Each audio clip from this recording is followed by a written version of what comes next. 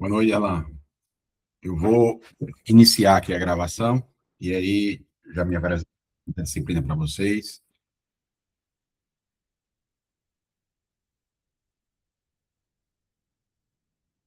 Aqui para gravar.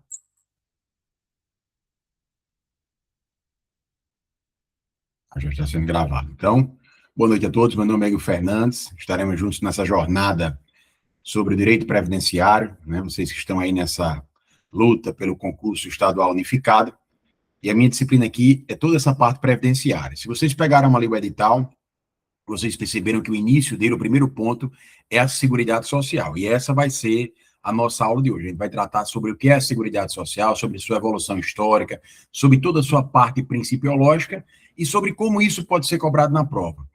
Na segunda aula, né, a gente já inicia a segunda aula, que é com a parte de crimes, e aí antes de iniciar essa aula, a gente já faz um exercício dessa aula de hoje. Então, sempre que a gente tiver uma aula, a gente também vai ter exercício para quê? Para que a gente fixe ali melhor aquele conteúdo. Então, vamos iniciar. Afinal, o assunto é um pouco longo. Então, hoje é bem teórico, mas próxima aula a gente já inicia com exercício e também com a parte de teoria, mas já com outro tema, que é a parte de crimes. Então, vamos embora. Então, quando a gente fala de Seguridade Social, né, a gente fala de um tripé formado por saúde, segurança e previdência social. Mas aí a tua prova e as questões são sempre montadas nesse sentido, e aí a gente nunca teve aqui esse concurso para o IPER, então a gente não tem uma base estadual, mas pela nossa perspectiva de concursos, por exemplo, para o Instituto Nacional de Seguridade Social, que é o nosso INSS, e outros concursos que tiveram ao longo do Brasil com relação aos regimes próprios de previdência, a gente percebe que sempre essa parte histórica está ali presente, né? E aí eu tenho que saber esses pontos chaves que a gente vai tratar na aula de hoje, porque a prova me pergunta, ela pergunta com muito detalhe, né? Toda essa evolução. Afinal, o que eu tenho hoje de seguridade não nasceu, né, de uma hora para outra, não foi simplesmente trazido pela Constituição, ela foi fruto, sim, de uma evolução, de toda uma evolução histórica, de toda uma construção, né, social que o Brasil trouxe ao longo dos anos, até chegar no que a gente tem hoje nesse modelo de tripé, né? Saúde, previdência e assistência. Então, fazendo uma digressão histórica, e a prova me cobra, professor, a prova me cobra essas datas, esses anos, a prova cobra, gente. A prova vai cobrar, o INSS cobra bastante, né, que é a nossa grande base aí nessa parte previdenciária, aqui de seguridade, né, cobra-se bastante, sempre cai alguma questão nesse sentido, então a gente tem que saber todo esse contexto histórico, né? Então, quando a gente tinha ali, logo após o descobrimento, nos anos 1543, a gente tinha a presença no Brasil das chamadas Santas Casas de Misericórdia. Eram essas Santas Casas que faziam o atendimento assistencial, o atendimento à saúde. Nessa época não tinha SUS, não tinha essa universalidade, não tinha essa integralidade que a gente tem hoje, numa rede hierarquizada, numa rede regionalizada, né? Numa rede ali onde há uma descentralização, a gente não tinha SUS dessa forma. Eu tinha um atendimento à saúde que era feito àqueles que fossem carentes em santas casas, e eu tinha ainda essas santas casas também fazendo um atendimento assistencial, olhando para aqueles que estão ali em vulnerabilidade social, né? Para uma pessoa em situação de rua, para aquele que estivesse ali desempregado, e que não tivesse uma condição, estivesse desprotegido socialmente, a gente tinha as chamadas Santas Casas de Misericórdia, né? E aí a gente dá um pulo agora já para o finalzinho, né, do século XVIII, nos anos 1795, e a gente começa a perceber uma preocupação que a gente vai notando aqui ao longo da evolução histórica, que ela foi crescente, que era aquela situação de eu trabalhar, mas eu morrer, e como fica a minha família? E se eu sofrer um acidente, como fico eu? Como fica a minha família? Então, se começa aqui, já nesse período, né, em 1795, na Marinha, né, na Guarda Real em 1808, já se começa a discutir uma perspectiva do que lá na frente seria previdência social. Então, as pessoas começam a pensar, começam a discutir e começa-se a pontualmente, né, se trazer algum nível de segurança para algumas atividades, né, para alguns setores. Então, os oficiais da Marinha passaram a ter esse olhar, essa atenção com relação a uma previdência, né, o que seria uma previdência, né, era uma espécie de seguro na época, né, que protegia ali contra a morte e protegia contra a invalidez, né, contra a incapacidade permanente. Já o Montepio, da Guarda de Dom VI, também tinha essa mesma perspectiva, era trazer essa segurança social, esse seguro social para aqueles que compunham ali a guarda do imperador Dom João VI. Então, a gente não pode falar ainda em previdência, porque a previdência, da forma que ela é construída hoje, a gente tem o quê? A gente tem um modelo onde todos aqueles, né, que estão na condição de segurado obrigatório ou os que estão na condição de segurado facultativo, ou seja, todos aqueles que se filiaram à Previdência, todos aqueles que contribuíram à Previdência, eles têm a condição de bater as portas da Previdência e lhe cobrar o quê? Cobrar numa hora de doença, né, o chamado auxílio por incapacidade temporária, numa hora de morte, a pensão por morte, né, a viúva vai lá, cobra, ou teu pai ou tua mãe, né, ou teu filho ou tua filha, ou até mesmo o irmão, que esses são os dependentes que a Previdência Social nos traz, né, as chamadas classes. Professor, isso aqui que a gente está tratando agora já é o que eu vou fazer no IPERN, já é a evolução histórica do IPERN? Não, gente, IPERN não entra aqui. Esse aqui é o primeiro ponto do edital, que trata de Seguridade Social. Então, aqui a gente olha muito mais, né, para o regime geral da Previdência Social, para o SUS, né, e para a assistência, do que para o IPERN. O IPERN vão vir em outros encontros, né, a sua legislação específica, tanto a legislação que trouxe ali sua reestruturação, assim como a Constituição Federal, que também, a Constituição Estadual, perdão, que também foi modificada, né, por força de uma emenda, e essa emenda é fruto, é resultado de uma outra emenda que a gente também estuda, que é a Emenda Constitucional 103 de 2019, da nossa Constituição Federal. Então, aqui na realidade, é a construção, né, é o passo a passo até chegar na Seguridade Social, nos moldes que a gente tem hoje, e se tua prova perguntar, os moldes de Seguridade Social que eu tenho hoje são aqueles que estão estruturados dentro da Constituição de 88. Foi só em 88 que eu tive esse conceito de Seguridade Social robusto, trazendo saúde, previdência e assistência, né, como sendo a base, né, de todo esse cenário, todo esse contexto. Então, já vim perguntar numa prova, né, o que trouxe a Constituição de 1824, né, a Constituição de 1824, ela trouxe, pela primeira vez em uma Constituição, né, ela trouxe o termo socorros públicos, né, já de 1891, que foi a Constituição ali, né, que termina o Império e inicia a República, já é a Constituição republicana. Então, nessa Constituição, eu trouxe já a previsão da aposentadoria por invalidez para os servidores públicos. Então, perceba que, devagarinho, vem sendo plantada uma semente previdenciária, né? A Constituição já falando ali em socorros públicos, porque, na realidade, se a gente for examinar, o que a gente fala e o que a gente trata sobre previdência social, por exemplo, nada mais é do que um grande socorro do poder público. Quando a gente fala de assistência, nada mais é do que um grande socorro que o poder público nos traz. E saúde, principalmente, né? Então, saúde, previdência e assistência são, na realidade, socorros públicos, né? São seguranças que nós temos junto ao Estado, né? Naquele momento em que eu contribuo para a Previdência, no momento em que eu preciso, a Previdência está lá para me garantir uma aposentadoria por idade, né? Para me por incapacidade permanente, para me garantir um auxílio acidente, um auxílio por incapacidade temporária, garantir ali um salário família, se eu ganho até 1980.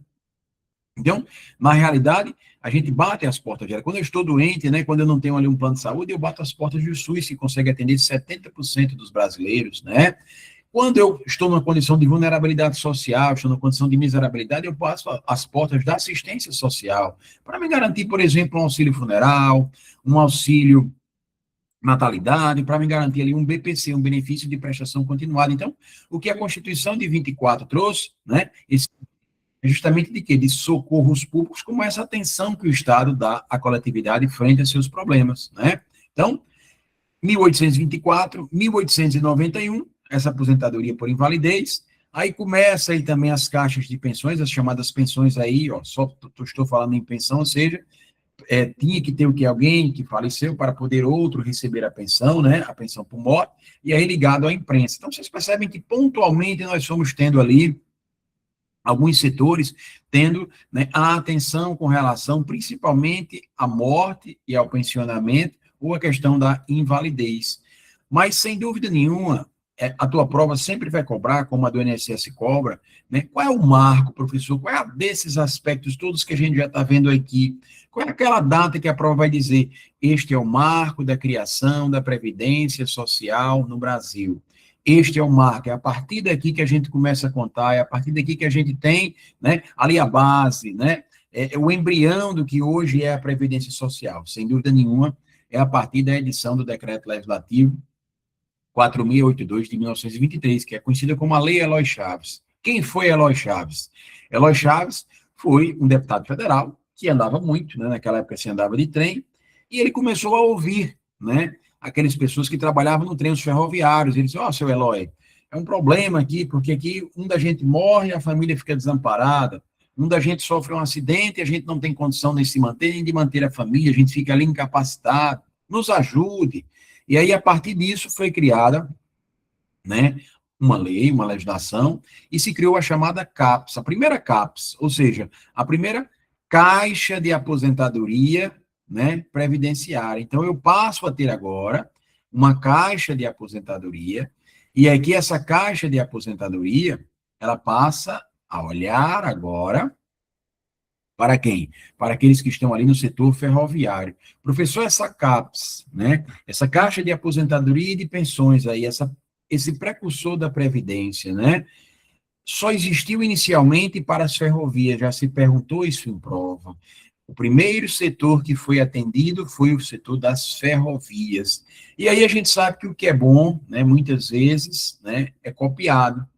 E aí, ó, aquele trabalhador que estava desprotegido, nos portos, né, os marítimos, né, os telegráficos, os radiotelegráficos, eles passaram a dizer, opa, eu quero essa proteção também que o ferroviário tem, eu quero para mim também. E aí começaram a surgir, né, em 26 e 28, outras CAPs, né, outras caixas de aposentadorias e pensões.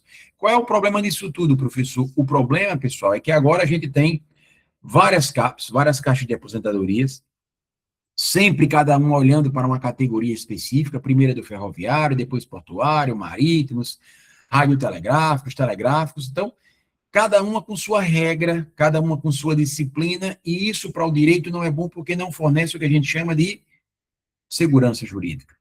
Além disso, várias categorias, né, ficaram ainda de fora. E também com cada uma com sua regra, cada uma com suas definições, cada uma com aquilo que queria, se transformou-se num problema, né? A gente passava a ter legislações conflitantes. E isso só foi resolvido nos anos 1930, né, com a criação dos chamados IAPs. O que era IAPs, professor? Instituto de Aposentadoria e Pensão. O que é que fez o IAPs? Você vai abrir teu caderno aí agora e vai colocar assim, ó, vai fazer o CAPS, que é o primeiro, CAPS, né, que é a Caixa de Aposentadoria e Pensão. Aí você vai botar, o primeiro que foi criado tem que saber disso, foi para os ferroviários, depois se estendeu-se aos portuários, aos marítimos, né? Portuário é aquele que trabalha no porto, marítimo é aquele que trabalha transportando pessoas, transportando mercadorias em navios, né? E aí depois surgiu dos telegráficos e dos radiotelegráficos naquela época. Então, na realidade foi um escalonamento. E aí cada um tinha sua regra, como a gente acabou de já falar, ficou uma bagunça, ficou meio bagunçado, e veio o IAPS para quê? Veio o IAPS para organizar, para reunir as CAPs. Então você vai botar, ó, vai abrir aí um círculo grande, vai botar IAPS fora e vai botar o CAPS dentro. Então, esse conjunto de IAPS reunidos deu origem ao que a gente chamou de IAPS, que eram os chamados institutos de aposentadorias e de pensões, né? Outro ponto importantíssimo que já vi diversas vezes ser cobrado em prova, eu vou fazer aqui um paralelo agora.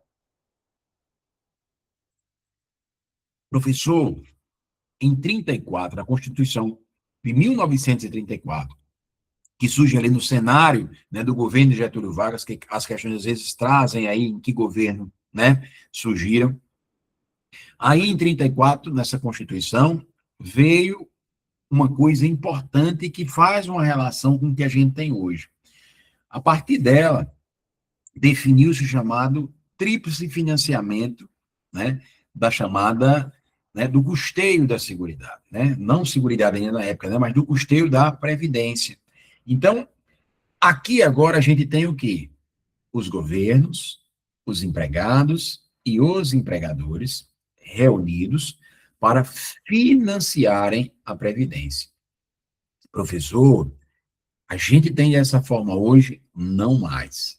Você vai botar aí, a partir de 1988, né, nós temos um contraste com relação a isso. Enquanto em 1934 eu tinha 3 pessoas financiando um sistema, eu agora tenho em 1900, a partir de 1988, a chamada diversidade da base de financiamento. Eu tenho agora um modelo onde não é só empregado, não é só empregador, não é só o Estado, né, que vai ali, todos que vão ali juntos financiarem o que a gente chama de previdência. Não. Hoje, o Estado, os governos, né, os empregados, os empregadores, não somente esses financiam, não somente a Previdência, não somente a Previdência, mas também financiam quem? A assistência e a saúde, ou seja, financiam a Seguridade Social. O que nós temos a partir de 88 não são 3, mas é o que? Uma diversidade na base de financiamento.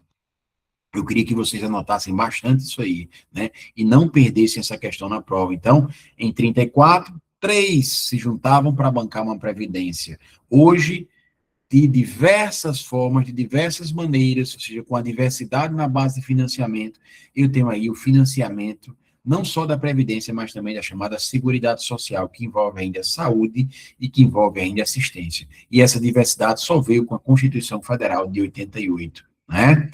Continuando aí com essa digressão histórica, 1937 a gente tem o quê? A expressão seguro social. Professor, seria errado dizer que a Previdência, por exemplo, é um grande seguro? Não, gente, a Previdência é um grande seguro. Se você for examinar, a Previdência lhe ampara nos diversos aspectos de sua vida, né? E ela não atende somente a você, ela atende também a quem não contribui, mas que é beneficiário também dela, que é, por quê? Porque são seus dependentes, sua esposa, o seu marido, seus filhos, sua mãe, o seu pai, o irmão seu. Essas pessoas são atendidas sem que elas contribuem, elas são beneficiárias de, por exemplo, de um auxílio reclusão, são beneficiários, por exemplo, de uma pensão por morte, né? Embora não tenham contribuído, quem contribuiu foi o segurado. Então, é sim um seguro social que me atende numa pensão, que me atende no auxílio reclusão, que me atende para amparar minha família, né, com um salário família, né, que é um adicional que hoje é 67,54, né, que quem ganha até 1980 recebe, que é por filho, pago por filhos que vocês têm até os 14 anos de idade, né? E se esse filho for uma pessoa com deficiência, pode passar dos 14, vai receber até o final da vida, né? E em 1946 a gente tem mais uma Constituição, quer dizer que 37 uma Constituição, 46 outra, 24 outra, 34 outra. E o que é que eu percebo, professor? Cada uma foi trazendo uma coisinha, né? Um detalhe a mais com relação ao que a gente chama de previdência, né? Exatamente, gente. Aqui, pela primeira vez, de forma inédita, né, a Constituição de 46 traz para a gente, né, a expressão previdência social e o mecanismo, né, da contrapartida, justamente o que é contrapartida. Hoje é um princípio que a gente estuda, né, que nem um benefício vai ser aumentado, vai ser estendido, vai ser criado sem que eu tenha a contrapartida, ou seja, sem que eu diga de onde veio o dinheiro. Então, 1946 a gente tem a criação desse mecanismo que até hoje ele existe, né, dentro do que a gente chama de Seguridade Social. Professor, eu percebo o senhor falando muito em Seguridade Social que nós temos hoje, Previdência, Assistência e Saúde juntas. Mas se vocês perceberem, né, tudo isso veio meio que de forma pingada, veio tudo separado, né? Lá no início, a Santa Casa de Misericórdia com a assistência e com a saúde, né? Aí vem o CAPES com a Previdência e as Constituições sempre falando mais em Previdência, sempre trazendo mais questões ligadas à Previdência. Lá na frente é que a gente vai ter o que? A assistência, principalmente andando ali pertinho da Previdência, tendo a saúde, mas nada como é hoje, né? Hoje, a gente tem, por exemplo, uma saúde universal. Lá atrás não era, lá atrás era para quem contribuía. Lá atrás, gente, saúde era para quem era empregado de carteira assinada. Então, essa pessoa tinha acesso à saúde, ela e seus dependentes. Caso não fosse, você não tinha acesso. Recorria a quem? Às Santas Casas, né? As instituições filantrópicas, né? Professor, outro ponto importante para mim, né? O senhor me disse no início que existiram a CAPES das ferrovias, né, com a Lei Lois Chaves, foi a precursora, né, é a base, é o início do que a gente chama de previdência, eu tenho que botar isso no meu caderno. Depois foram surgindo outras CAPES, e aí cada um com sua regrinha, vieram os IAPs unificou, né, reuniu aí esses CAPES nesses IAPs, e aí veio em 1960, né, a chamada Lei Orgânica da Previdência Social, justamente o quê? Para pegar os vários IAPs que tinham e se reunirem em um só para fazer a unificação, né? Então, eu tenho agora uma legislação que traz aí um regramento para os IAPs. 1967, a gente tem já um precursor do INSS, que é o chamado INPS, Instituto Nacional de Previdência Social. O que é que fez o INPS? O INPS pegou ali todos os IAPs e reuniu. Então, 60 e 67 foram marcos importantes, por quê? Porque em 23 eu tenho a primeira CAPES. Em 30, para passar a valer em 33, eu tenho aí os IAPs. Para organizar a legislação sobre os IAPs, unificar a legislação, eu tenho a Lei Orgânica da Previdência Social. E quando foi em 67, com o INPS, eu peguei o quê? Aqueles vários IAPs e reuni do INPS. Então, lá atrás eu mostrei para vocês que uma reunião de CAPES deu origem ao IAP. E uma reunião de IAPs vai dar origem ao quê?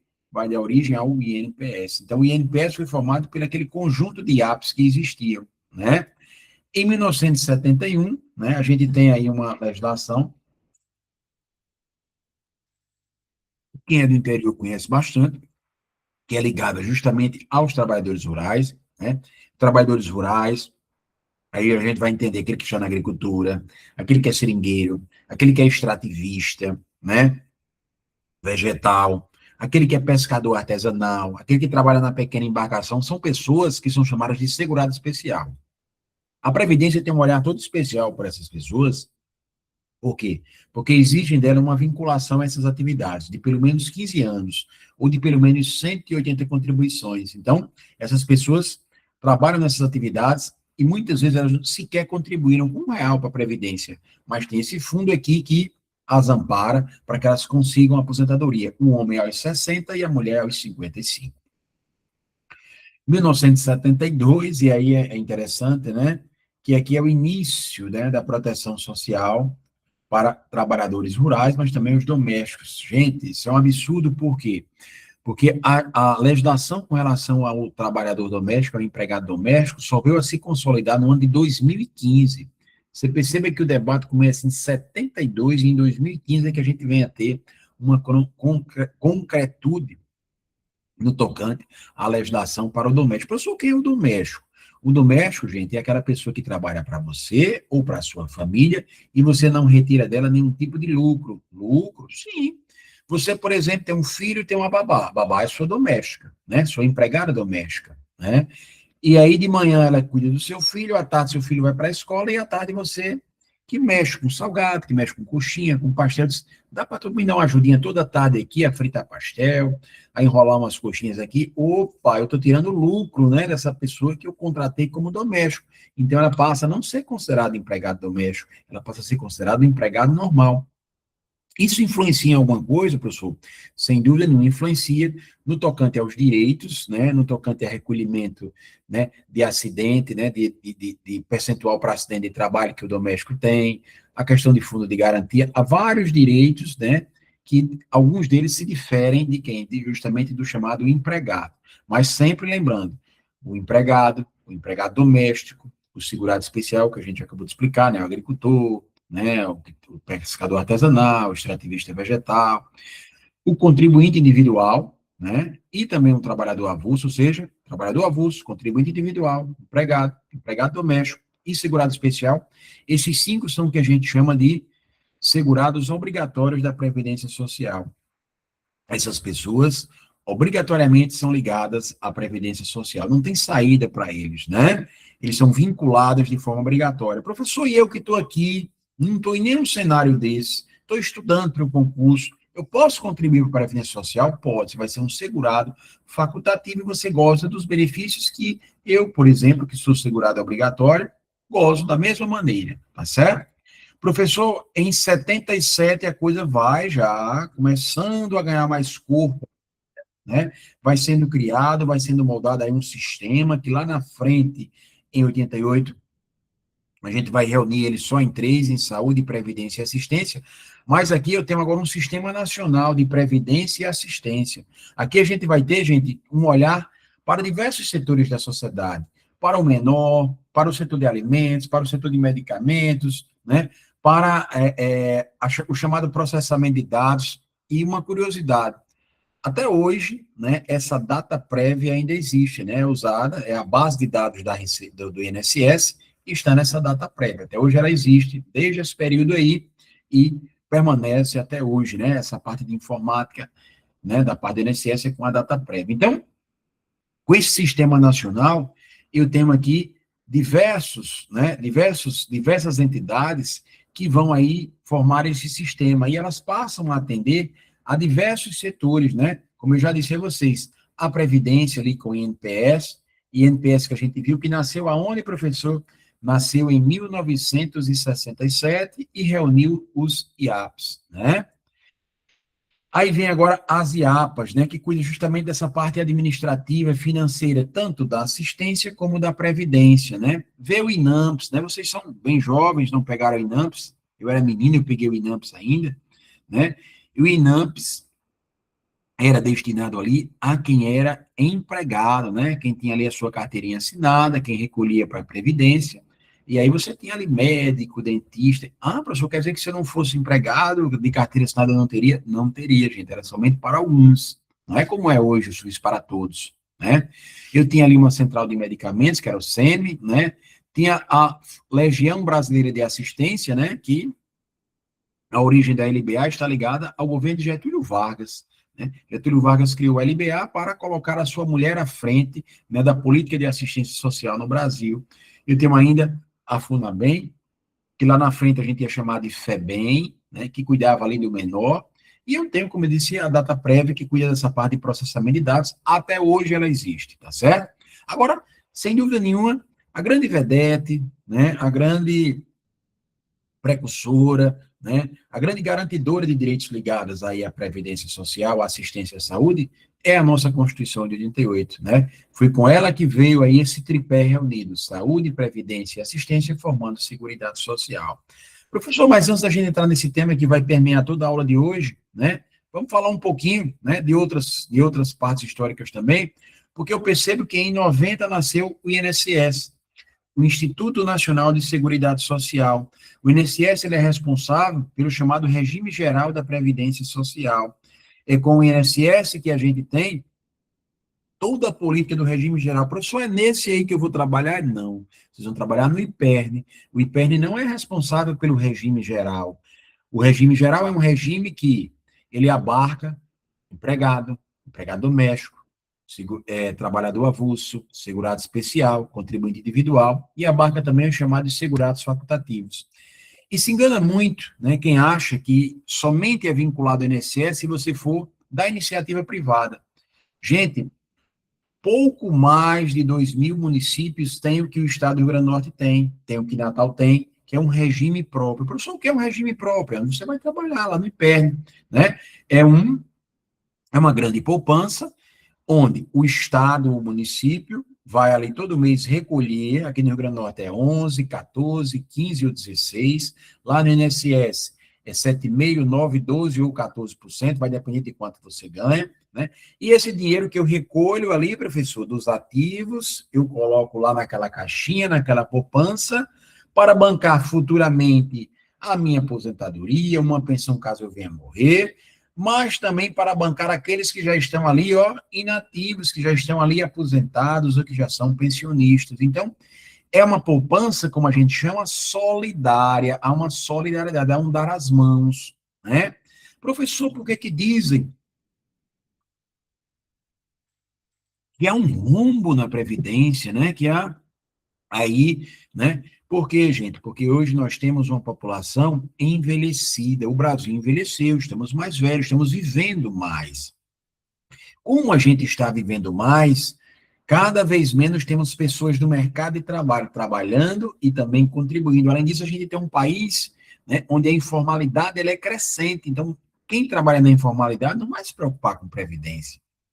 E aí eu tenho uma gama de aposentados, uma gama de pensionistas que precisava, como a gente viu, dessa rede de solidariedade. Precisava de mim e de você, que estamos aqui na ativa, contribuindo para que eles gozassem dos benefícios, que um dia lá na frente a gente também vai gozar desse benefício.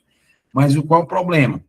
Estima-se que tem que ter pelo menos de 21 a 22 pessoas na ativa para bancar um inativo. Hoje, né, os dados trazem que esse número está em torno de 7 a 9, ou seja, estamos bem abaixo. O que é que acontece então? Fica o que ele chama de rombo, né? Temos mais dinheiro para sair do que dinheiro entrando. Então, o governo tem que tirar dos seus orçamentos, né? O governo tem que tirar do seu orçamento. Isso já acontece aqui no Rio Grande do Norte. Nós temos um número crescente de aposentados e pensionistas e um número aí cada vez menor de servidores. Então, essa conta não fecha. Então, o Estado do Rio Grande do Norte também todo mês tira para o seu regime próprio dinheiro para bancar. Tira mais de 100 milhões por mês, né? Professor, mas aqui não tem essa poupança? Tinha, gente, essa poupança nossa chegava a quase 2 bilhões de reais. Só que há dois governos anteriores a esse, né, a Assembleia Legislativa autorizou ali o saque. Então, eles sacaram dinheiro da Previdência para pagarem a servidores ativos. Olha aí que absurdo, né? E com isso, praticamente zeraram lá a poupança previdenciária e hoje o dinheiro que o governo tiraria de lá, hoje tira, né, do seu orçamento. Então, é dinheiro que falta para a educação, para outros setores que estão indo para bancar a nossa previdência, que é uma previdência própria. Professor, todo município tem sua previdência, todo estado não, gente. Tem muito município que é regido pelo esse chamado regime geral, esse regime que é organizado, né, que é administrado pelo INSS. Né? Temos muitos municípios no Brasil. Professor, mas se eu quiser criar esse regime próprio, um regime que eu administro, onde eu vou ter minha poupança, onde meus servidores contribuem para ele, eu posso? Não mais, gente. Questão de prova. Ó. Desde 2019 eu não posso mais fazer isso. Por quê? Porque a emenda constitucional 103 do ano de 2019 me proíbe. Então eu não posso. Então hoje existem municípios, professor, que são ligados ao INSS, existem municípios que não têm previdência própria e que o regime lá é o geral, ligado aí ao INSS. Para a gente fechar essa parte, né, e já ir avançando no conteúdo, né, eu tenho um aspecto importante e interessante. Hoje, quem cuida de benefício, né, do teu auxílio, da tua aposentadoria, né, do teu salário de família, é a Previdência Social. Quem cuida da parte de arrecadação, da parte financeira, não é o INSS, quem cuida são os auditores fiscais da Receita Federal, são eles que vão em busca do dinheiro, né, para bancar o sistema previdenciário brasileiro, tá certo?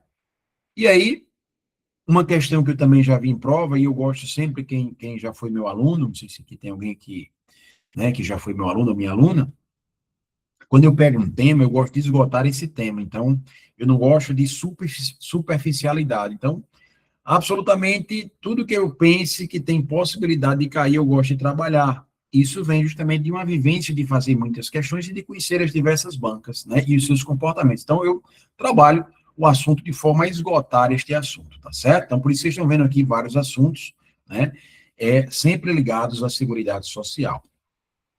Professor, quando se fala em legislação, quem é que legisla sobre Seguridade Social no Brasil? É a União, gente, é o governo federal, tá certo? E o meu estado não faz nada, o DF não faz nada, o município, não. O estado, ele faz o que? Ele tem um papel de complementar em pontos específicos que interessa a ele. Mas a lei geral, a norma geral, vamos dizer assim, o arcabouço jurídico geral, legal, é a União quem traz. Você, Estado, vai só em pontos específicos, em pontos particulares, trazendo ali a complementação, né?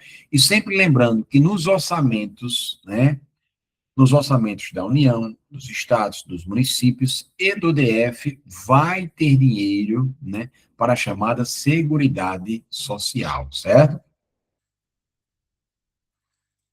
Ou seja, nos estados, nos municípios, na União e no Distrito Federal, em cada um desses orçamentos, eles vão reservar dinheiro destinado à Seguridade Social. Sempre lembrando que quando eu falar em Seguridade Social, eu estou falando em Previdência, Assistência e Saúde.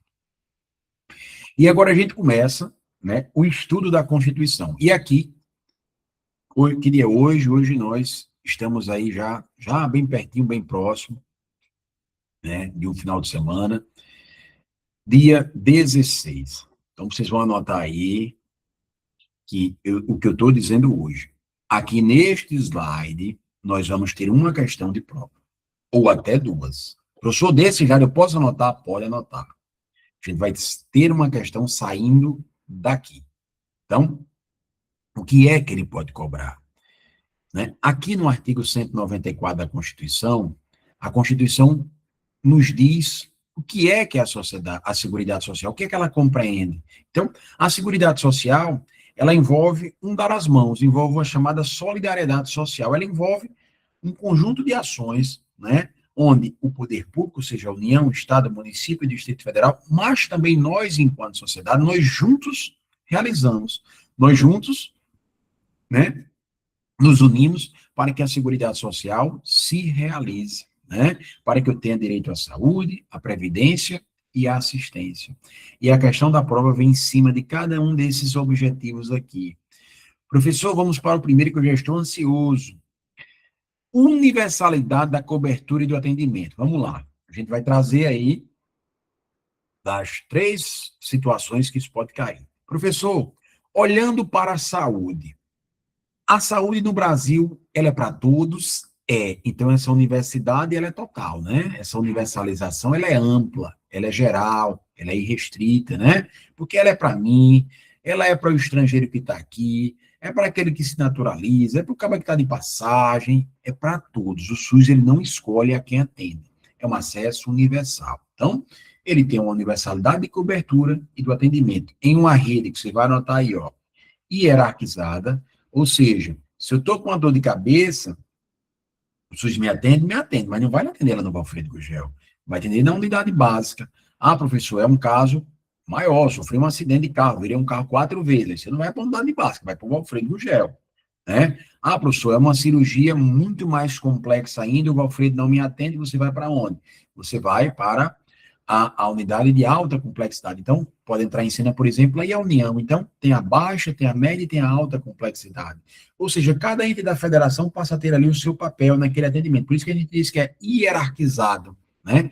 Unidade básica, um hospital, né? E aí você vê que há um posto de saúde, que há uma hierarquia entre esses atendimentos, né? Entre essas unidades aí, de atendimento hospitalar e atendimento médico. E aí, quando a gente fala em universalidade, já olhando para a assistência e a previdência, essa universalidade, quem quiser anotar aí, é mitigada. Professor, o que é uma universalidade mitigada? O acesso, gente, à previdência e a assistência está disponível, você pode acessá-la. Todo mundo aqui pode ir lá acessar. Se vai ter direito ou não, vai depender. Na previdência, você vai ter que fazer o quê? Vai ter que pagar, vai ter que contribuir. A Previdência exige contribuição. Quem não contribui não tem Previdência. Filiação obrigatória e contribuição. Então, o acesso está lá. Mas para que eu passe a gozar dos benefícios, eu tenho que contribuir e me filiar. Perfeito. E quando a gente fala de assistência social, também está lá acesso, acessível a você. É universal, o acesso está aberto. Agora, se você foi selecionado e vai receber o benefício, é uma outra coisa. Selecionado e receber, sim, gente, porque se vocês estão vendo aqui, tem um ponto 3 aqui, que fala em seletividade e distributividade na prestação dos benefícios e serviços. Esse objetivo aqui, ele se alinha classicamente à assistência social. A assistência social vai selecionar determinadas demandas sociais e vai também eleger e vai dirigir, não a todo mundo, porque ela não pode, né? Não tem dinheiro, não tem recurso para isso. Então, ela seleciona algumas demandas e o público que vai ser atendido por ela e distribui aqueles benefícios, né? O BPC, por exemplo, benefício de prestação continuada, ela selecionou 2 grupos. O grupo das pessoas idosas, mas não é qualquer idoso, é uma pessoa idosa que tem a partir de 65 anos, e ela também selecionou outro grupo, o grupo das pessoas com deficiência. Ambos aí têm que estar numa situação de vulnerabilidade social. Como é que eu provo que estou numa situação de vulnerabilidade, de miséria social, professor? Eu olho para a sua família e faço ali o cálculo da chamada renda per capita. O que é uma renda per capita? É a renda por cabeça, né? Então, eu pego ali o número de pessoas, né? Somo a renda de todos e divido pelo aquele número de componentes familiares. Então, digamos que a renda deu ali 20 mil, são 20 pessoas. 20 mil dividido por 20 vai dar 1.000 por cabeça. Opa, professor, não vamos receber PPC, vamos não. Por quê?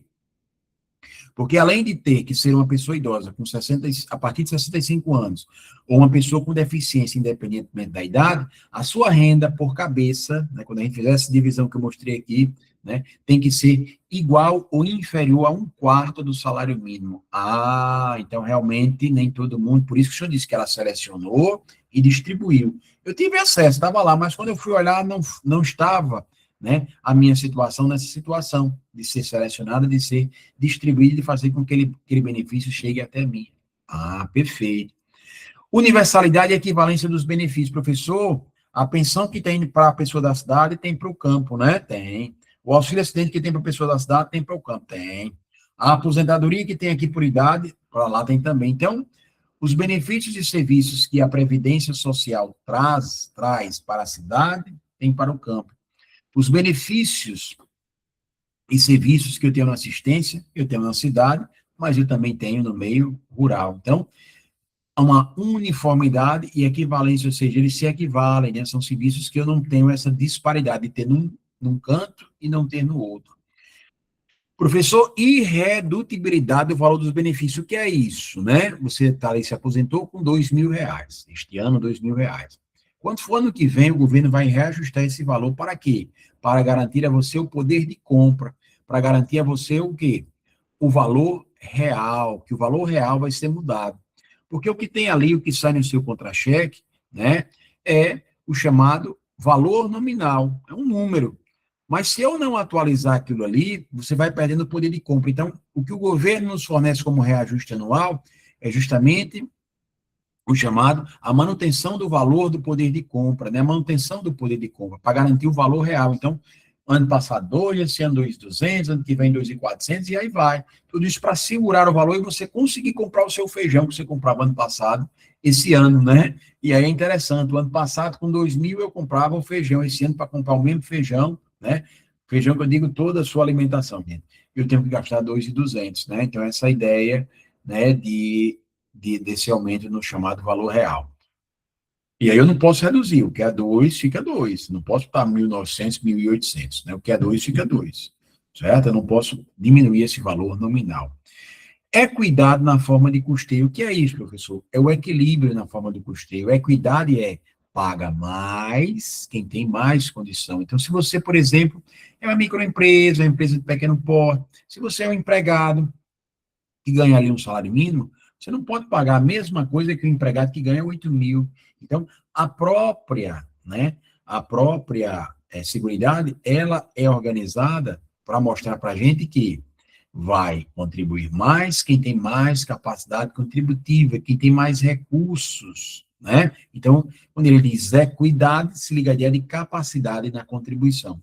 Quanto mais eu tenho, quanto maior for uma empresa, com relação ao porte, ao número de funcionários, né? O tipo de atividade que eu faço, inclusive, eu posso vir a pagar mais. Sempre lembrando que a gente, né, quem é empresário, eu não sou empresário, mas quem é empresário, contribui para a Seguridade Social, ou seja, para a saúde, assistência e previdência, lá, a partir do seu faturamento, a partir do seu lucro, a partir da sua receita bruta. O empregado também, todo mês, quando se retira aquela contribuição dele, né? Quem mais contribui, né? Professor, de onde vem mais dinheiro, né? Os governos contribuem. Quem mais contribui? As chamadas receitas de prognóstico. Que nada é isso, professor? Prognóstico são chamados as loterias, né? Então, quando você joga ali na Mega Sena, na Loto Fácil, parte daquele recurso ali vai para a Seguridade Social, para manter a Seguridade Social, né? Inclusive, é o que a gente tem aqui agora, mostrando no artigo 195, mostrando que essa Seguridade Social ela é bancada por toda a sociedade. Afinal, lá atrás eu já mostrei para vocês, né, que há uma solidariedade, há um dar as mãos aqui, né? Então, direto ou indiretamente, né? Todos nós, enquanto sociedade, e aí também os governos, eles se juntam e se unem para bancar, né, a Seguridade Social. Como eu já disse a vocês, o empregador faz a parte dele? Faz, né? Tirando lá da folha de salário, tirando lá do seu rendimento, da sua receita, do seu faturamento, do seu lucro. Você, enquanto empregado, da mesma forma, né? A partir também das chamadas receitas de prognósticos, né? O que é isso? As loterias, aquele que trabalha na atuação de importando produtos, importando serviços também, e, além disso, aqueles, né, nós chamados bens e serviços, né, que são aqui, que estão na condição aí de microempresa ou empresa de pequeno porte. Então, quem atua no setor de bens e de serviços também atua contribuindo. Então, bens e serviços, importando bens, receita de prognóstico, que são as nossas loterias, o trabalhador e o empregador, todos eles se juntam para financiar a Seguridade. Só são esses, professor? Não, gente. Há uma diversidade na base de financiamento. Então, por outras legislações, outras leis poderão criar outras formas de financiamento da respectiva Seguridade Social. E sempre lembrando, né, os orçamentos dos estados, dos municípios, né, do Distrito Federal, vão também trazer receitas, recursos para previdência, assistência e saúde. E a União, também no seu orçamento, vai colocar dinheiro, né? Sempre lembrando, o orçamento do Estado é do Estado, do município é do município, ou seja, cada um tem o seu orçamento, né? Por isso que a Constituição diz, eles não vão integrar o orçamento da União, afinal, a União também tem o seu orçamento, né?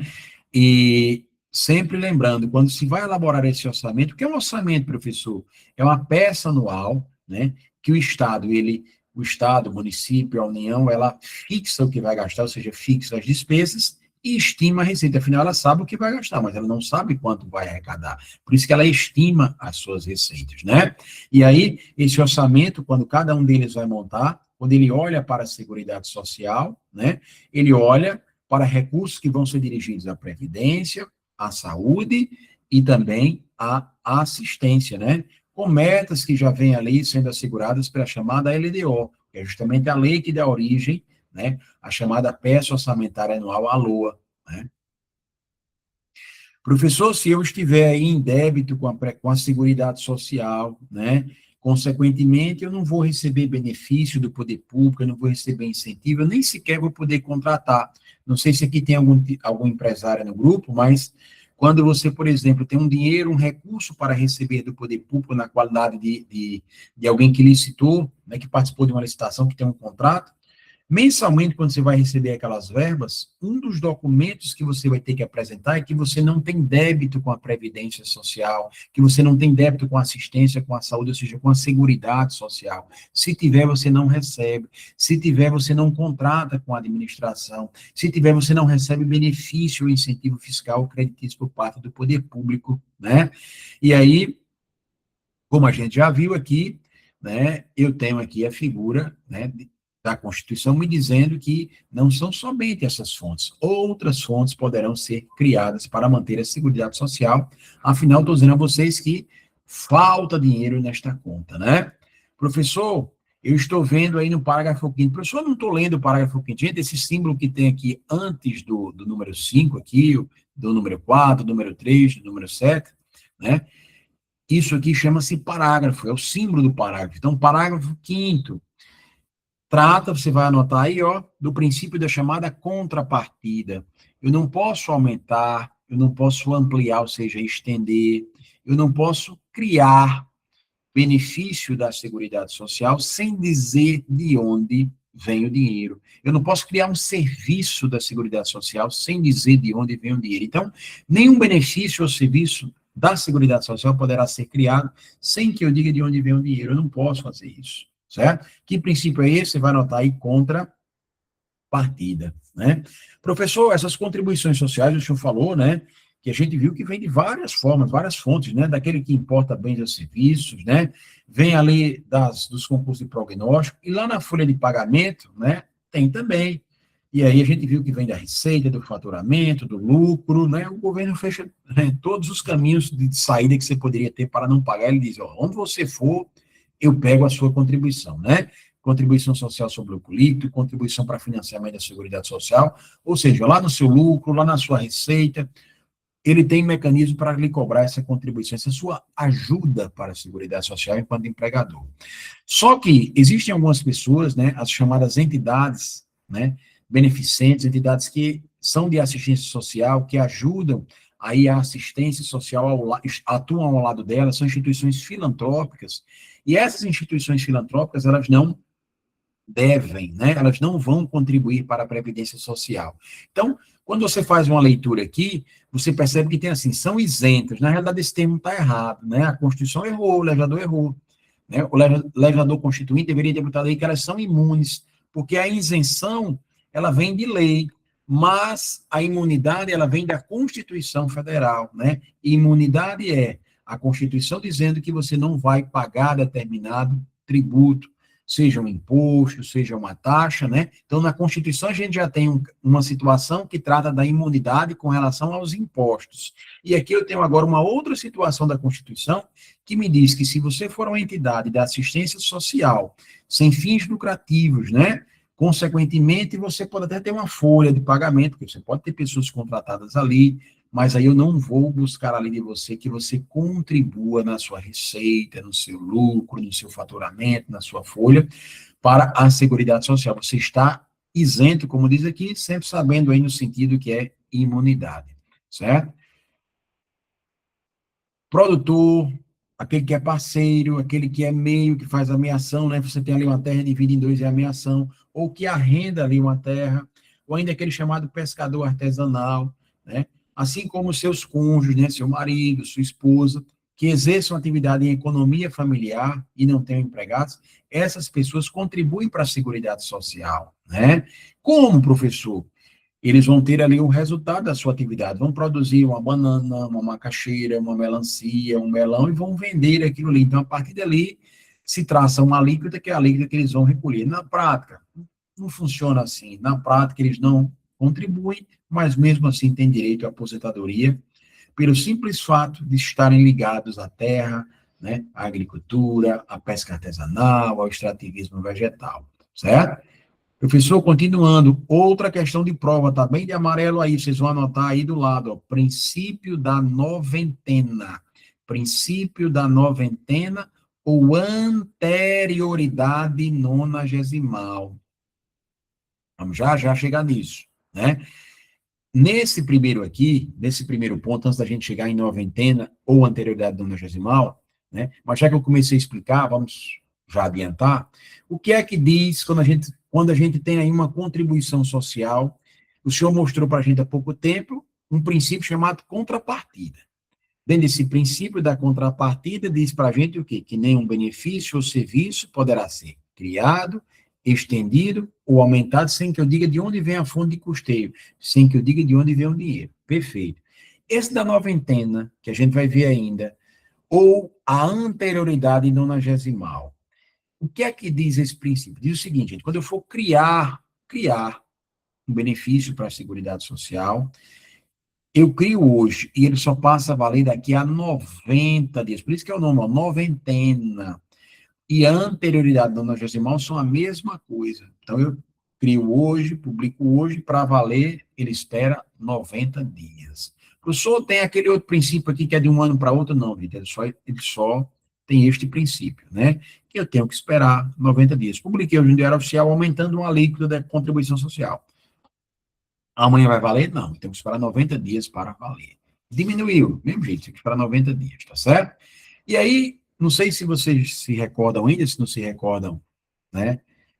Está aqui gravado, que as contribuições sociais, né, quando a gente viu lá os objetivos, né, eu mostrei para vocês que tem um lá que diz que é equidade, né? Não sei se vocês se lembram, que chama-se equidade. E eu dizia, ó, quando a gente fala de equidade, né, é um princípio que diz, paga mais quem pode mais, contribui mais para a seguridade quem pode mais. Então, em razão da mão de obra, em razão do porte, em razão da sua atividade, você poderá pagar mais contribuição social, né, para manter a seguridade social. Professor, se eu estiver em dívida com a Previdência, com a Seguridade Social em si, né? Eu posso parcelar? Pode, mas essas parcelas não podem passar aí de 60 meses. E eu estou vendo um termo aí chamado de moratório. O que é moratória? É um tempo que a administração pode lhe dar para que você comece a pagar. Nem a moratória e nem o parcelamento podem durar mais do que 60 meses. Mais do que 60 meses. Tá certo? Bom, professor, outro ponto importantíssimo, que tem trazido, inclusive, por esta emenda super importante, que é a 103 de 2019. Professor, eu, tô, eu sou um prestador de serviço, eu sou um contribuinte individual, eu recolho ali 11% daquela atividade que eu realizei. Aí, digamos que eu trabalhei para algum de vocês, eu sou um eletricista. Fiz um serviço ali de R$ 500. Professor, aí o senhor recolhe 11%, que é a RPA, como contribuinte individual, e aí eu vou receber 11% a menos, porque 11% do que eu fiz foi para Previdência. Professor, me diga uma coisa, esse dinheiro aí já vai servir de base, né? Já vai lhe ajudar na aposentadoria, gente, para que essa contribuição seja, entre aspas, aceita, que ela sirva para entrar no cálculo, para lá na frente o que vai ser minha aposentadoria, ela tem que ser feita com base em pelo menos um salário mínimo. Então, a continha que a gente fez foi em base em cima de R$ 500. Então, eu vou ter que o quê? De trabalhar um pouquinho mais, aí eu prestei serviço para outra pessoa, mais R$ 500 o serviço, 500 com 500, 1.000. Prestei para outro, mais 620. Opa, 1.620, vai ter mais 11% de recolhimento. Ah, professor, então o que é que vai acontecer agora? Aquela primeira, aquela segunda e aquela terceira vão se somar para dar uma contribuição. Por quê? O que é que ele diz aqui, ó? O segurado somente será reconhecido como tempo de contribuição ao regime geral a competência cuja contribuição seja igual ou superior à contribuição mínima mensal exigida para a sua categoria. Então, ninguém ganha menos do que um salário mínimo em termos de remuneração. Então, eu tenho que ali ter a contribuição mínima é o quê? Né? Contribuinte individual, neste caso, seria 11. Se fosse outra categoria, começar a partir de 7,5, mas um contribuinte individual é 11. Então, eu tenho que contribuir em cima de pelo menos o que um salário mínimo, senão eles não vão considerar aquela minha contribuição. Diga aí, minha gente. A bondade é só uma, que eles permitem que a gente possa somar. Então, hoje eu posso fazer a soma. Então, somei 500 com 500, mais 1.600 para montar uma. Pode. Porque se tu pudesse, você estava lascado. Tinha que sempre trabalhar, né? Para estar ali num trabalho que lhe desse uma alta rentabilidade, e você ficaria desprotegido. Então, esse parágrafo 14 é bem interessante e veio aí em 2019. E já caminhando aí para uma reta final, né, desse assunto de hoje, e sempre lembrando que no próximo aula a gente já começa, né, já com questões, vamos fazer algumas questões sobre Seguridade Social, minhas apostas para a prova, né? E a Constituição, ela também, ela traça o quê? Ela separa. A gente estudou até agora Seguridade Social como um todo. Agora ela sai separando saúde, previdência e assistência, né? E aí, saúde, eu sei que é um dever do Estado, é um direito meu. A saúde no Brasil, ela é universal, ela é para todos, ela não tem restrição, né? E esse acesso, né, como é para todos, é igualitário, sem restrição. Como eu já tinha adiantado para vocês, é uma rede regionalizada, então se a gente for analisar, nosso estado tem hospitais regionais, por exemplo, né? Nós temos uma distribuição, né, hierarquizada dos serviços de saúde, como eu disse, baixa complexidade, média complexidade, alta complexidade, né? Para atender aí, né, a universalidade e de forma igual. E aí, importantíssimo essas diretrizes que já caiu em prova, tá certo? O SUS, a saúde brasileira, ela trabalha de uma forma descentralizada, ou seja, cada um dos entes da federação tem o quê? Tem a sua competência. E aí tem uma direção única, tem uma organização única. Lá em Brasília, o ministro da Saúde, nos estados, o secretário de Saúde, nos municípios, o secretário municipal, né? E aí, esse atendimento, que tem como diretriz, como direção, que é atender de uma maneira integral. O pessoal quer esse integral. O SUS atende da sua dor de cabeça até uma cirurgia no cérebro. Então, é integral, é inteiro, né? E, logicamente, o SUS prioriza atividades preventivas, né? Como, por exemplo, saneamento básico, né? Então, é preferível ter políticas preventivas do que ter políticas reparadoras, né? E aí, inclusive, dos chamados sem prejuízo de serviços de assistência, de um olhar para aquele que precisa de saúde e levar essa saúde, muitas vezes, a quem está em uma condição de vulnerabilidade, né, de miséria social. Então, por isso que ele coloca sem prejuízo de serviços assistenciais. Professor, tem participação da comunidade? Tem, gente, porque a comunidade, né, ela participa não só da saúde, mas da previdência e da assistência. Anote aí outra coisa importante para a tua prova, né? A participação da comunidade se dá em que aspecto, professor? Se dá no aspecto da chamada gestão democrática. Professor, aqui no meu município tem um conselho municipal de saúde, é isso aí que o senhor está dizendo? É. Vocês participam das políticas de saúde, né, discutindo, debatendo. Esse conselho tem no Estado, esse conselho tem na União, né? Do jeito que eu tenho essa participação da comunidade aqui, eu também tenho na Previdência e na Assistência, né? A partir dos conselhos. Ah, professor, então é uma gestão democrática, a comunidade realmente participa, discute, debate, perfeito, certo?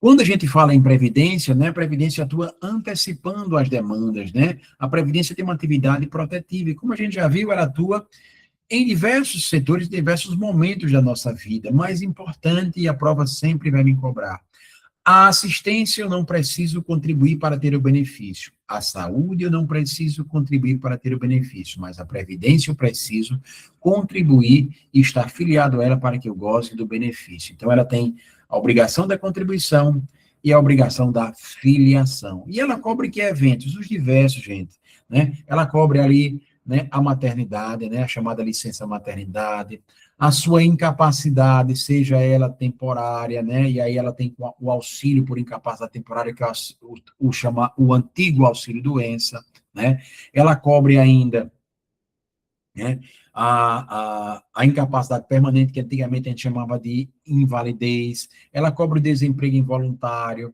ela tem um olhar pela família quando ela dá lá o salário família, que hoje é 6.754 por cabeça, por filho, né, que você tem até os 14 anos, e se for pessoa com deficiência, não tem limite de idade, né, ela olha ali quando você morre e dá a pensão, ela olha quando você é preso e tem o auxílio reclusão. Então, ela passeia pelos diversos setores da vida do segurado, tá certo?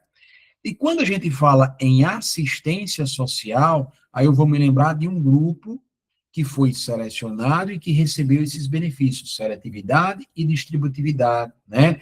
A previdência, né? Eu tenho que pagar, eu tenho que me filiar. Na assistência, eu não preciso. Para ser atendido pela assistência, eu tenho que estar numa condição de vulnerabilidade social, uma condição de desproteção, né? Eu estou ali, por exemplo, em situação de rua, eu estou ali com a baixa renda, eu estou numa condição de miserabilidade, opa, a assistência olha para mim.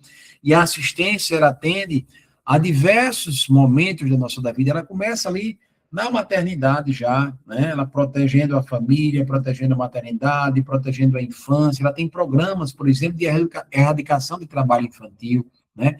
Ela tem um olhar a partir do CRAS e do CRES, né, para famílias que estão em vulnerabilidade social, né, que estão ali com os laços rompidos, ou ainda que estão em vias de rompimento. Então, ela tem esse olhar, né, que termina na velhice, porque eu tenho um BPC lá, né, que atende a pessoa idosa, a pessoa que não tem ali a condição de ter a previdência, mas ela está numa condição de vulnerabilidade, então ela, com 65 anos, ela já pode ser elegível a receber o BPC, né? Ela ampara as crianças carentes, ampara os adolescentes, promove aí a integração ao mercado de trabalho. Ela, lá no INSS, ela auxilia, né, e atua junto na chamada habilitação, que é a habilitação, é quando você é uma pessoa com deficiência e você ainda não sabe que atividade exercer de forma compatível com sua deficiência. Então, você vai ser habilitado.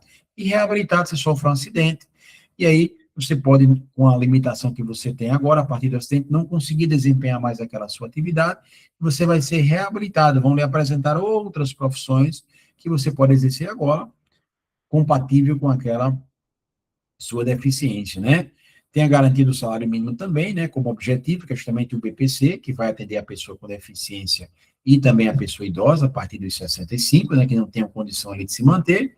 E tem como diretriz, né, como objetivo também, buscar a redução dessa vulnerabilidade social, né, dessa desproteção das famílias, das pessoas que estão ali em situação de pobreza ou de extrema pobreza, né? E por derradeiro, né, a gente traz aqui a Lei 8.212, né, que é uma lei que trata justamente, também traz para a gente, né, trata de seguridade social, traz para a gente princípios e diretrizes, né, traz alguns a mais, e é importante que a gente saiba também, né, com relação à seguridade social. A universalidade de cobertura e de atendimento, eu já sei, né, que eu tenho aí uma rede aberta, principalmente para a saúde, né, onde esse acesso é universal e igualitário. Na previdência e assistência tem uma universalidade mitigada, ou seja, está aberto para mim, mas na assistência, para ter acesso, eu tenho que ser elegível, né, aquele benefício que ela está me entregando, porque não é para todo mundo, eu tenho que estar numa condição de vulnerabilidade social, e quando a gente fala de previdência, eu tenho que me filiar. Então, está aberto para você se filiar, obrigatoriamente, para você ter acesso, contribuindo aos benefícios dela, né? Uniformidade e equivalência dos benefícios, o benefício que eu tenho na cidade, eu tenho que ter no campo, né? Tanto o benefício como o serviço. Seletividade e distributividade, eu seleciono, eu distribuo ali, né? Selecionei a demanda que eu queria contemplar, vou distribuir agora para também aquelas pessoas que eu selecionei para chegar, né, àquele benefício assistencial. Então, eu não selecionei tudo, porque eu não posso, e não distribuo a todo mundo, por quê? Porque é para receber esse benefício quem estiver em situação de pobreza, extrema pobreza, ou seja, em situação de vulnerabilidade social. Já sei que meu benefício tem um valorzinho lá, que o professor disse que é um valor nominal, aquele valor não pode baixar. Ele vai variar ano que vem, por quê? Porque todo ano ele sobe, mas sobe para cima, não é? Eu não estou reduzindo, né? Estou subindo, ele aumenta, né? Então, aumenta para quê? Para garantir o chamado valor real. O que é o valor real? Garantir o poder de compra. É cuidado na forma de participação de custeio, a gente já viu aqui, que é o quê? Paga mais contribuição para a Seguridade Social, quem é de maior porte, quem tem uma maior folha de pagamento, quem tem maior lucro, né? Diversidade na base de financiamento. A gente viu no início da aula de hoje, que lá atrás, quando a gente viu a Constituição de 1934, lá tinham 3 pessoas financiando a Seguridade, que era você, né, o empregado, era o empregador e o governo. Agora não, nós vimos já em outro momento que a partir de 88 tem uma diversidade na base de financiamento. É dinheiro que vem até das loterias, né? Não sei se vocês sabiam, mas, por exemplo, quando tem aqueles leilões da Receita Federal, 50% do que foi arrecadado no leilão daquele vai para a Seguridade Social. Quando você vai no estádio de futebol assistir a um jogo, parte da renda também vai para a Seguridade Social. E professor, podem ter certeza que sim. Então, perceba que é uma base plural, uma base diversa para financiar essa Seguridade, né? Caráter democrático é justamente aquela participação da comunidade, descentralizado, porque existe o quê? Existe nos municípios secretarias, nos estados secretarias, em nível, os ministérios, tem diversos órgãos, né? Inclusive que a comunidade participa, porque nós temos uma gestão democrática, né? Especialmente aí, né? Trabalhadores, empresários e aposentados e o governo, né? Anote aí hoje, queria que você anotasse isso, a gestão da Seguridade Social é uma gestão quadripartite, formada por 4 pessoas, ó. Gestão, os aposentados, que entraram por último, os trabalhadores, os empresários e o governo. Então, a gestão da Seguridade, ela é quadripartite, né? Caminhando aí para o final, ó, de novo, o que a Constituição trouxe, essa lei também traz saúde, direito nosso, dever do Estado, né? E a saúde é garantida por políticas públicas, né? Que buscam ali justamente reduzir a doença, os seus agravos, garantindo um acesso universal, como a gente já viu na Constituição, e também igualitária para as suas ações e para os seus serviços, né? Quando a gente fala de assistência, também é uma política pública, é uma política de Estado, né? O município tem, o Estado tem, a União tem, que visa atender às necessidades básicas das famílias, né? Ligado lá à necessidade familiar, ligado lá à questão da maternidade. Professor, maternidade, sim, gente. Por exemplo, quando você é uma pessoa de baixa renda e pariu ali, teve uma criança, consequentemente, você não tem de onde tirar dinheiro, o Estado vai lhe dar um auxílio, chamado de auxílio natalidade. Professor, eu queria só o caixão, eu morri, não tenho dinheiro nem... uma pessoa da minha família tem nem direito para o caixão, ela é pobre, ela está numa condição de miserabilidade, auxílio funeral. Ah, então...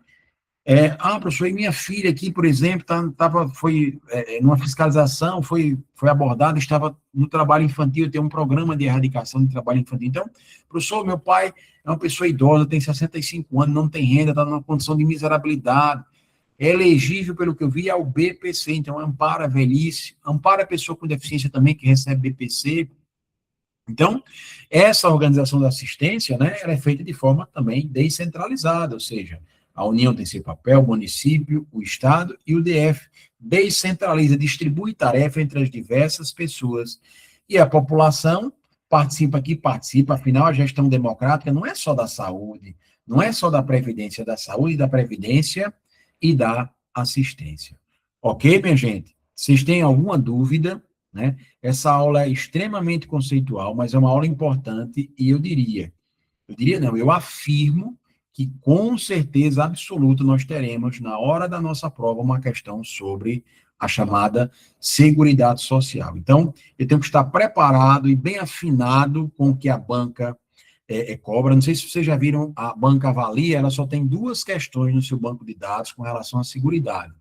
Uma delas tratou de um tema que eu disse aqui hoje, que é a noventena, ou seja, quando eu crio uma contribuição social, quando eu aumento, ela só passa a valer 90 dias depois. E a outra situação que eu informei para vocês foi com relação, que ela também já cobrou, né? Foi com relação a esses princípios que a gente acabou de ver. Então, consequentemente, são 2 questões que também poderão ser cobradas, e eu vou trabalhar com vocês na próxima aula. Então, próxima aula a gente começa já com essas questões, algumas questões selecionadas por mim, eu já mando previamente, e no segundo momento da aula a gente vai para onde? Vamos conhecer os crimes previdenciários, que também é outra questão certa na minha prova. Então, percebam que nas 2 aulas que a gente vai na sequência, eu já tenho 2 questões garantidas para a prova. Não tenham dúvida do que eu estou dizendo, tá certo? Então, queria agradecer mais uma vez ao Voi Concurso pela oportunidade, por vocês terem me ouvido.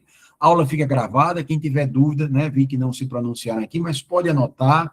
Próxima aula, pode me perguntar, que eu terei o maior prazer em responder, né? Uma excelente noite, né? Fiquem em paz, fiquem com Deus e até o nosso próximo encontro, né? Uma boa semana, um bom feriado a todos. Espero que tenha sido proveitoso para vocês, tanto quanto foi para mim, viu? Uma boa noite a todos.